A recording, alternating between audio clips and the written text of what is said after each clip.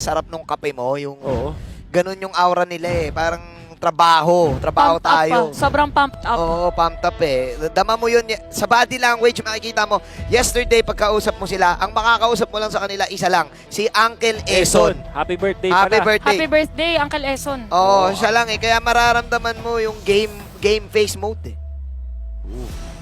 Okay, so for all of the viewers out there, pansinin po natin ngayon na nakita natin mismo sa stage at may experience nyo. Lahat naman nasa online yan. Ang may experience nyo ngayon yung pakiramdam ng nasa stage. Oh, live drafting. Live drafting. Live drafting. Oo. Oh, nakita natin na pick na ang backsha actually. Ayan na. Ayan, okay.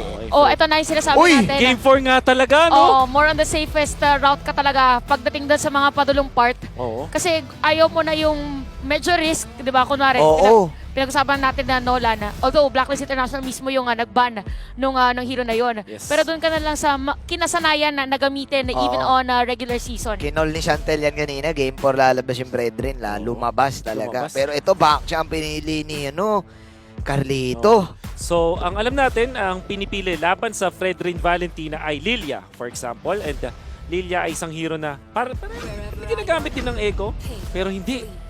Uy. Paramis ulit. Uy, kunat, Ano? kunat Double support gamers yung echo ulit.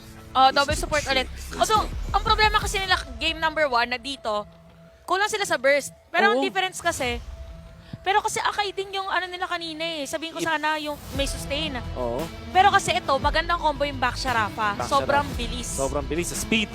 Hindi, yun nga lang, nakita natin sa Blacklist International, masaya si Yue, natatawa siya eh, or natutuwa pala. And gets ko kung bakit, kasi Valentina siya dito, ang dami niyang magandang nakaw. option. Literal maganda. Minsan nga pwede niyang kunin yung Holy Baptism kasi madaling mag-initiate kapag ikaw yung Valentina. Yeah. Pwede kang mag-double dash tapos Baptism. Baptism, oo. Dahil ganun ulit ang Kay- trajectory ng lineup ng Blacklist International. Kung mapansin nyo, game number 1, parang ganito din. Early to mid, sila yung lamang, pero hindi ganun kalaki yung discrepancy dahil na rin doon sa backsha pick. Dahil mako-compensate niya yung fast na pag-jungle Yep. all around the map. Ito ulit yung problema ng Echo, yung burst nila napakababa dahil dun sa kanilang mga choices. Oo. Pero grabe naman yung sustain, Sustain. at yung damage over time nila. Kailangan nila dito ng, tingin ko, marksman na dapat mid-game gera. Siguro Beatrix. Masyado nang risky pag nag-cloud sila dito. Or Oo. siguro kahit mag-carry sila para kahit paano may true damage. Oo nga, no? Against the Oo. Fredrin na Oo. front to back. Pagdating doon sa dulo nga, kasi pagdating din sa late game, as much as possible, si Kari parang almost close to no errors na siya eh. Pag full item na rin. Pero makikita natin na yung mga Sanford, isa sa mga Sanford hero ang binana ng Blacklist. Dahil na rin yon sa Bruno and even Brody, Edith and Arlot, interesting. So XP lane medyo kulang ngayon para sa Blacklist. Gusto mo as much as possible, meron din crowd control. Although Terisla is still open. Yep. Ayan, Ayun Terisla ang kanilang kukuhanin. Uy! Napatay si Carl. Mukhang carry na to. Pakito Ito na ito, carry. Pakits. Kasi yung carry, perfect sa Fredrin, perfect Oo. sa Terisla. Carry Ayun na nga. Yun yung kailangan eh. Hindi sila pwede dito mag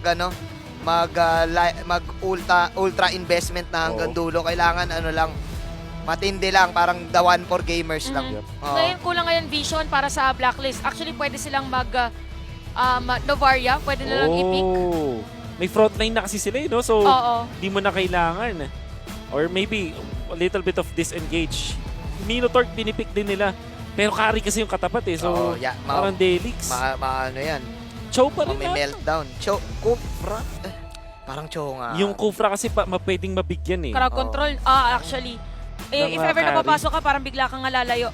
Pero probably nga, pwede natin nga makita is Novaria. Yung. Oh, okay. Novaria Renny J. Oh, the poke is real. The poke is real. Oh, ang sakit nito ha. Ang katin ng dito. Ang katin ng blacklist. Tsaka yung sinabi nating vision, yes, meron dito nga, parang sabihin na natin pang early game din na sustain yung Echo. Pero yung vision kasi na nagbibigay para sa blacklist, scaling. Kaya ang ganda Oo. din dito na nga late game nila. So actually almost pantay. Yung problem kanina na Echo was burst. So pwede na i-compensate dito pag mag-snowball at naging mabilis yung back siya. And of course yung carry. Then, Yung carry Oo. pagdating sa late game. Tsaka ang ganda nung Astral Recall dito kasi alam mo kung saan manggagaling yung mabilis ang galawan ng Echo eh. Pwede ka maghanda Yes. Kasi di ba katsaw yung lineup nila eh. Back siya, Paramis, tapos Rafaela. Ang tindi nung bilis niya nun. Yep. At alam natin yung clear nila. Imagine nyo, Novaria plus the Valentina in the mid lane. Ang katapat nila, Faramis, Rafaela. In normal cases, mataas yung clear ng Faramis tsaka Rafaela. Pero katapat nila kasi Novaria, Valentina. So, alam natin mas mabilis yun di hamak. Oo. Eto na, papunta tayo sa game number 4. Do you think na merong composition dito ang Echo na kaya magpwersa ng game 5? With this lineup, yes, kasi pakito din to. So, ang nag-struggle nila kanina nung naka-Bruno, si Oheb, was walang makapasok kay Oheb sa may likod. So ngayon na meron silang pakito, pwede maka-instant kill. Yeah. Tsaka kung mapansin natin, by the way, 4 na naka-quantum charge dito sa side ng Echo. So gusto nila na mabibilis. Fast pace talaga yan. Katsaw, line up. Express talaga. Agree din ako kay Chantel, yung Pakito yung magiging difference maker dito. Depende na lang kung alam ng Blacklist. Kasi ang pwedeng gawin ng Blacklist, abangan nila yung flank. Kasi si Sanford meron siyang mga signature flank na ginagawa. Oh. And may nakita na tayong isang game niyan nung regular season na inaabangan nung team yung magiging flank ni Sanford. If I'm not mistaken, yun yung against RSG. Isang, congratulations sa isang milestone para kay Filipino Sniper Oheb. 7th place sa most kills. 6 lang ang mas maraming kills kay Oheb. Imagine that. So, ibig sabihin, ano na siya, pwede na siya mag-6. Nakuha siya ng more than 7. Tama. Oy, pero makikita natin, early box. Oo. Pero joke lang muna yan, lalo na kung line up ka ng Echo. Palitan ng retry ang dalawang junglers natin. When it comes to our emblem, ang standard naman from both teams. But when it comes to the first turtle, meron bang distinct na nakakalamang or parang parehas lang ba? Actually, parehas lang. Kasi parehas lang din. Hindi naman masyado na-delay din ni Sensui and the rest of Blacklist International dito si Carteezy. Again, movement speed ang magiging strength dito ng isang back siya as compared to the Fredrin. And makikita natin ngayon para sa dalawang marksman natin, medyo kalmado sila. Kanina kasi pag napapasilip sa camera nila, nagkakasuntukan, nasipaan agad as early as possible. Farm lang muna yan sa bottom lane. Parehas magkakapika yan kasi parehas masakit. Alright? Sinapoke ngayon ni Carl si Sensui. Sensui pumalag din with a taunt. Gumagaw si Sanford pero nandito si na Edward with the backup. Astral Echo coming in from Renny J. Star Shatter. Magmimiss. Di tatamaan si JP. JP, i-reset na muna dito ng dalawang team ang turtle na ito. Nandito na si Sanji with his Stampede. Sabay ultra heal lang muna na ginagawa nila JP. Okay! Edward with the setup in the penalty zone. Sabay Netherrealm coming in para sa dalawang team na to. Sensui ang makakasecure ng turtle. Sabay igugo pa rin ni na Carl. Pero yung damage output yung burst ay medyo bitin para sa side ng Echo. Makakapag-back ng ganun-ganun lang. Si Edward Blacklist ang nakuha ng kalamangan. Again, Blacklist International, ang nagiging struggle na kalaban nila is walang burst. So, naging maganda. Yes, nagkaroon ng Ghost Bursters or meron pang pagkila, Shadow Stampede rather, for Sanji. Pero walang follow-up damage for them. Now, Blacklist International, yun yung strength nila. Maganda yung ginagawa nila. Even yung mga Astral Echo ni Renny J to slow down the players during that objective. Naramdam natin yung pagkaagaya ng game 1 at game number 4. Oo. When it comes to draft para sa Echo. At alam natin yung naging resulta nun. So, ano yung kailangan gawin dito ng Echo na kakaiba mula dun sa game number 1 para hindi maging parehas yung result? Kung first ang pinaka-problem nila game number 1, yung itemization ni Sanji. Kanina it was Durance. Ngayon kailangan natin makikita yung mga Tranchon. Oo. Para pag pinitik niya yung Ghost Bursters, maboburst na niya. Kaya nga Ghost Bursters yun. Tama. Kumbaga may onting pitik din ng mga kuryente. May ground. Oo, may ground. May spark. May spark. Oo. Kailangan niya mag-spark nga para sa side ng Echo. Ayun. Bakbakan of course, tamang pokes. And onto the top lane, nandun yung dalawang XP laners natin. Maganda rin naman dahil nakuha nila yung mga signature heroes. Of course, alam natin, itong Teresa, master na ni Mr. Edward. But Sanford with the Pakito, that's also very scary. Yeah. Lamang si Oheb daw sa gold. Lamang din talaga yung ano dyan yung Bruno sa range kasi. I agree. Yung Bruno Tapos early item. So pwede nang i-maximize ni Oheb sa bottom lane. Lamang siya ng item. Kailangan niya maging patient doon sa may bottom lane. Kasi yung, since mas mahaba yung range siya din pwede makaunang sipa doon sa mga outer third energy shield. Which by the way, more than kalahati yung damage niya doon. Yeah. And doon nakakuha rin siya ng extra life steal. Kung titignan mo yung matchup.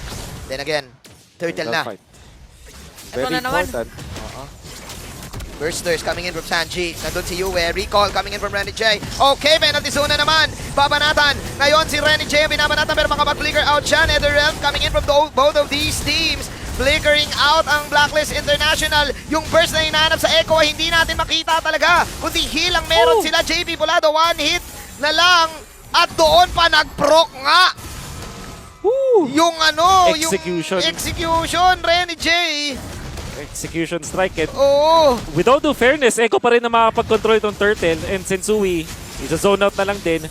Ang naging resulta dito para sa Echo ay nakuha nila yung Turtle pero nawalan sila ng Torre sa may bottom lane. Bruno talaga yung talagang nanaano doon. Nanaig. Nanaig. Lamang Bruno talaga dyan eh. Kung ganun Oo. yung tatanungin mo yung mga Pero gold si eh. Sanji, naku po, Chantel. Chantel. Necklace muna.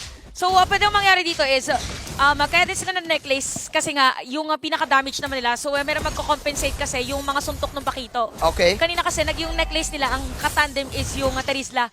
So, kung damage lang din, and yung damage per second rather, mas mataas yung pwedeng ibigay ng Pakito. So, it makes sense pa din dito sa itemization ni Sanji. So, for Echo right now, ang nakikita natin is, pumapalag sila pagdating sa teamfight, wala lang finisher. So, kailangan maging mas maganda ngayon yung backup for Sanford kasi siya yung parang mas nakaka-front compared to the others. Mas siya eh, no? Mas siya eh. Defensive ang gustong gawin ng Echo. Okay, pinapaligiran si Sanford ngayon. Bumabanat si Oheb. Umikot si Carl. Sinong tatargetin? Si Renny J. Volado. Pero lipat sila dito kay Oheb. Tingnan natin. Mabubuhay pa rin si Oheb. Star Shatter coming in. Edward ay nandito. Pinifake lang muna yung kanyang pag-setup. And Yue already, kinopya na niya yung Netherrealms sa ngayon. Patagal pa naman yung ating Turtle, 44 seconds in. Ang target lang ng Blacklist, makapag-push dun sa may top lane. Pipilitin nila yung top lane na to. Sumusubok lang mag-punch si Sanford just to clear. Pero i-go pa rin ni Oheb. Isa pa! Grabe. Sabi ko sana good defense para sa Echo pero pinili talaga ni Oheb. Oo. Kasi nagkakaroon na space ngayon si Benny Cutie. Kaya kung mapapansin niyo, 4 na players ng Echo yung nasa top. Nakapag-clear ng minion wave sa may middle lane. Si Benny Cutie, even yung nasa may bottom lane. Pero si Edward naman yung dumepensa doon sa clear niya sa baba. This time, 13 seconds bago ang ating next Turtle. Ang napansin ko na ginagawang tama ng Blacklist International dun sa past 2 Turtles natin is gamitin si Edward para dun sa maaga-agang paggamit ng kanyang penalty zone para bigyan si Carteezy. Let's see if that happens again. Edward zone na yun. Nakikita natin pattern dito. Tingnan natin. Mukhang yun na nga. Yun na ulit. Penalty zone na naman. Iso-zone ngayon si Carl DZ. Carl DZ ngayon binabanatan ng mga strike. Kila muna mula kay JP doon sa batang gilid. Nandun si Tsui sa loob ng Turtle Pit. Sino makakuha ng Turtle na to? Si Carl pa din. Netherrealm coming in from both of the teams. Astral Echo from Renny J. Edward. Wala na siyang gagawin pa. Susugod pa rin ba Blacklist International? Kalmadong retry lang. Sabay basag ng tore ngayon si Benny Cutie. Folks coming in from the strikes na meron si Niue. Alam mo, Blacklist International, maganda yung aggression na ginagawa nila, pero maganda din yung control na ginagawa ng Echo. Kasi ganun, bibigyan nila ng space dito si Benny Cutie. And ibigyan yung space after that penalty zone, ay nakapag-retribution pa rin si Carteezy. So, pwede natin sabihin na yung laban na to is talagang even pa para sa mga laning and even objective taking.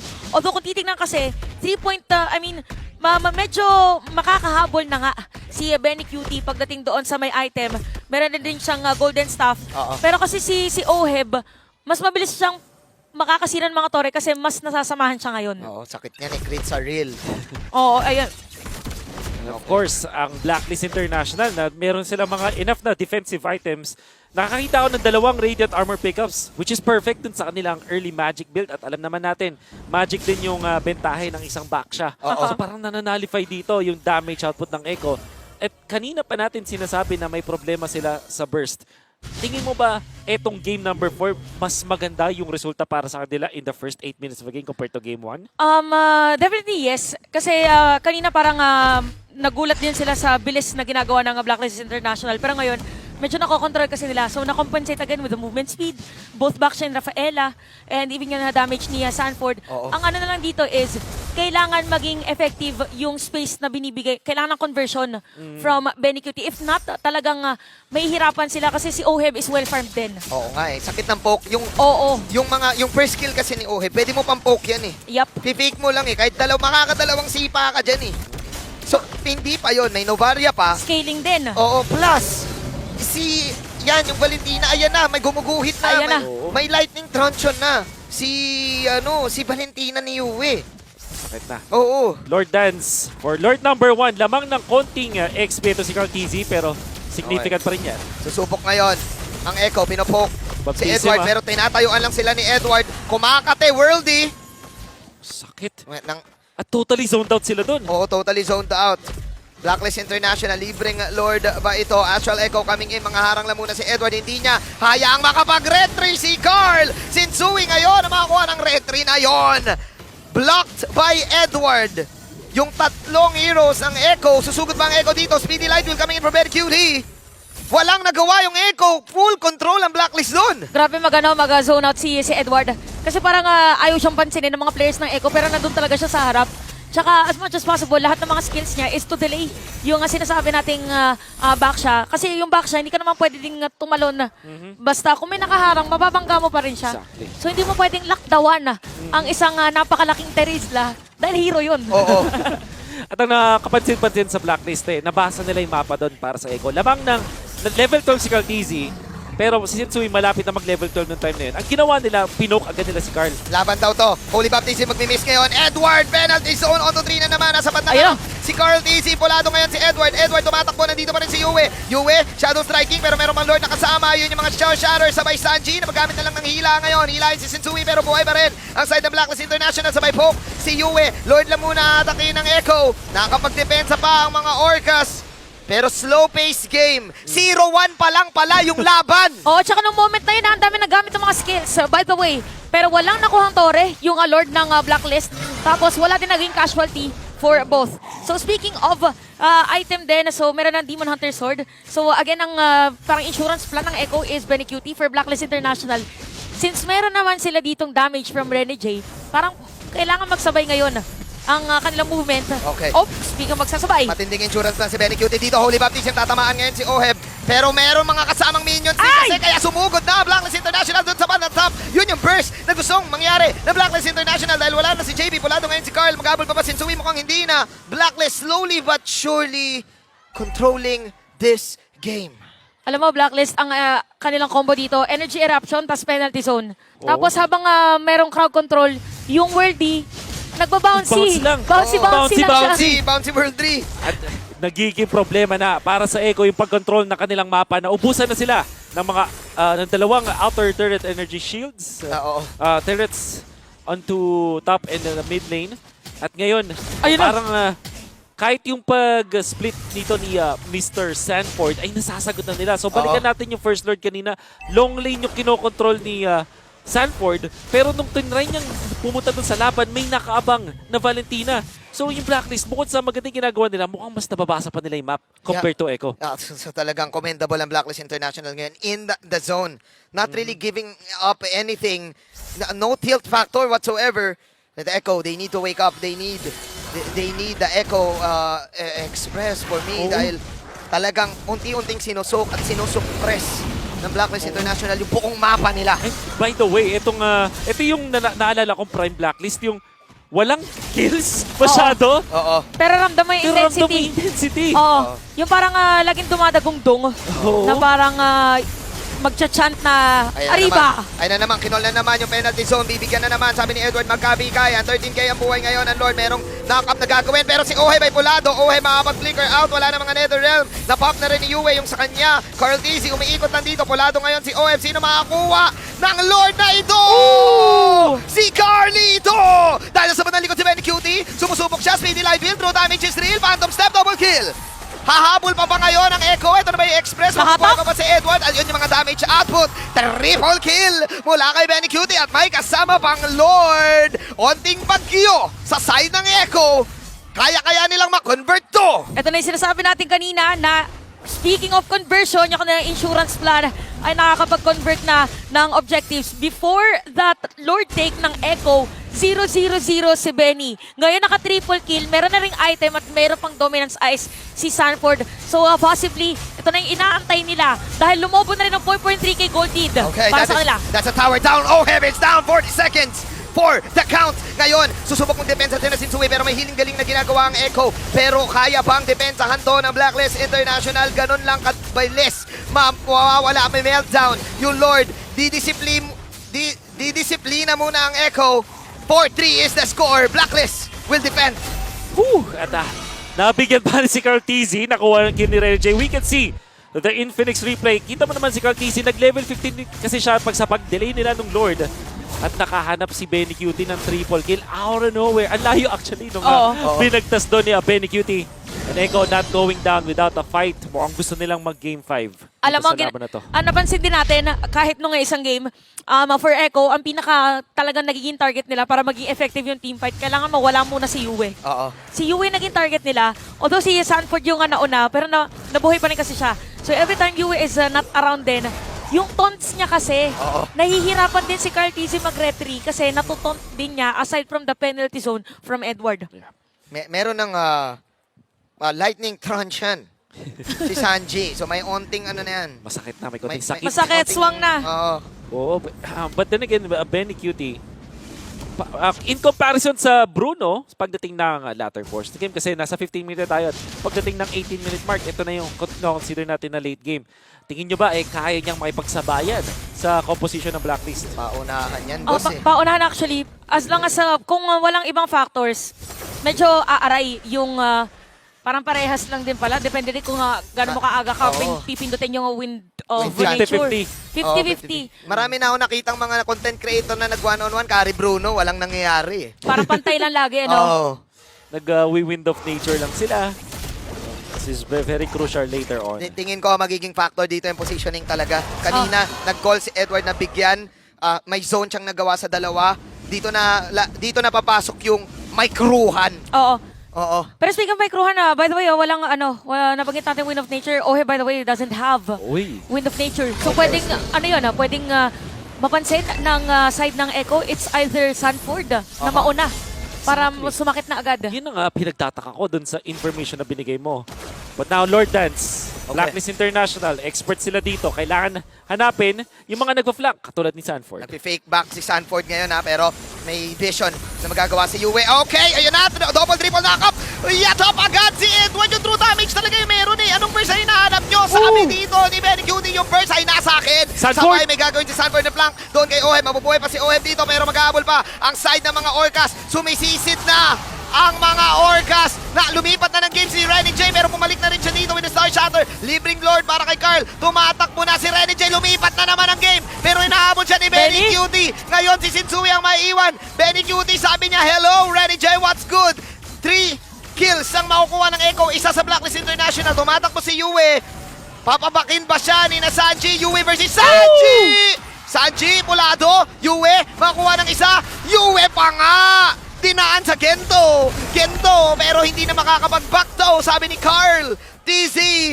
At buhay pa ang Blacklist International Yue with a crucial outplay. Grabe na ngayon ang pinapakita ng dalawang teams natin. And even Carl TZ ay Binabol. Uy. Binabato ng dartboard. Pinalamo ng dartboard sa mukha, Carl TZ ng gigil. Pero kaya pa ng Echo tapusin to, 40 seconds on Yue. Parang naging play ni Carl TZ doon ay literal na rolling in the deep. Medyo napalalim talaga ang tinakbo ni Yue during that time. Lord.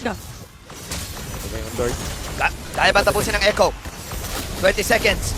Astral Echo para dito kay Renny J. Nako, pumasok naman si Edward pero natutunaw talaga siya.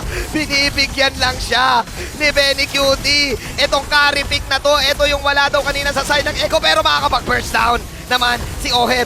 Nako, Oheb naman ngayon ang kumukuha ng damage. Wala doon si kuya mo, Oheb. Oheb, sinusubukan si Benny Cutie. May heal na ginagawa ngayon. Buhay pa ang Blacklist and Oheb will take down Benny Cutie. Benny Cutie tumatakbo mag-isa. Tumatakbo na rin si JP. Wala nang buhay. Ito na ba ang end? Double call. Si Sanji lang ang buhay. Si Sanji lang ang buhay. Sabi ni Oheb saglit. Pa-purple ang saglit. Sabi ni Oheb, kaya ba tong tapusin? Kaya ng ba? Blacklist. Parang pwede yata nga tapusin. Hindi na sila nag-heal dito, hindi na sila umuwi. Ayaw na nila. Sanji, paramis pa rin to. Paramis pa rin. Sanji. Hahantingin nila. Very cute bumili ng win chant. By the way, if ever Astral mga Echo. si Sanji, dito yung cooldown niya hindi the siya na-stack, same. oh. Oo, hindi siya nakapag-stack. Walang passive, walang passive. Blacklist International nakasakay na sa Echo Express. Gusto na tapusin to. Buhay si Carl TZ. May isang wagon, may isang minion. Pasok ngayon si Nag-retrain Carl. na. Nag-retrain na si Carl. Si Carl, go lang muna. May bagong set na minion, ha? Yung wagon dito. Okay, buhay na rin si Sanford. Apat sa side ng Blacklist International. Can they end? NetherRealm coming in. Blacklist will take the victory! is brought to you by our official sponsor, FWD Life Insurance. And Blacklist, with that comeback, will secure top 3 at papunta na sa upper bracket finals ng ating playoffs. Pinag-uusapan natin si Oheb. Pinag-uusapan natin yung in the zone. No tilt whatsoever. Pinusuan yung depensa doon Oo. sa last team fight. And Blacklist securing top 3. At saka nung yung sinabi natin parang best defense of the decade probably for me kasi meron pang 2 minion pero parang ginajuggle pa rin ni Ohem na okay, patayin ko tong minion na to tapos after na mag-hero lock ako. Di ba parang na-juggle niya kung saan niya pupuntahin yung target and even Renegade during that moment, si Benny Q din nagiging target ni Oheb pero sumakto yung kanyang mga planeta. So tama yung sinabi natin kanina na ibang Blacklist ang nagising ngayong araw na even yung Winter Truncheon ni Sanji ay hindi na umabot. Hindi na umabot.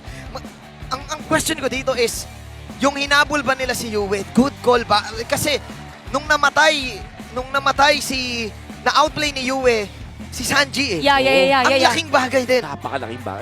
We can say so many things about that game pero kailangan nating balikan at i-analyze pa yun. Ang notable dito is kitang-kitang improvements ng Sobra. Blacklist.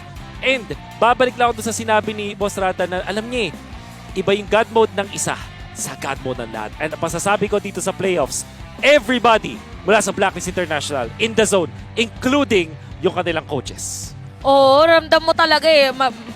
Isipin mo, meron kang Nolan, meron ka pang sobrang different tong Nolan from first day. Meron kang Popoling Kupa na, which by the way, hindi naging option today. Oo. Whew.